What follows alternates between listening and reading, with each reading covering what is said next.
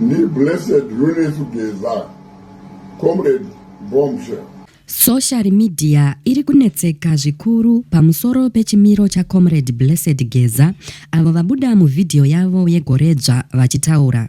Vateveri vari kunetsekana nezveutano hwemurwi wehondo uyu. Muri yeZimbabwe ndinokuchingamidzai zvakare panonzi pano. Ndapota musakanganwawo kusubscribe, kufollowa nekulikewo vidhio rino, zvakare nekurishare. Izvi zvinobatsira kuti risvike kure kune hama neshamwari dzenyu dzisati dzariona. Vanhu vemuZimbabwe vari kunetsekana nekudzikira kwemuviri kwa Comrade Blessed Bombshell Geza, uyo akarwa hondo uye ane mukurumbira mune zvematongero enyika, mushure mekunge vidhio yake yegoredzva yaratidza chitarisiko chakatetepa. Comrade Bombshell mutsoropodzi mukuru uyo anozivikanwa nekupomera vanhu nezveuori neurongwa hwa2030.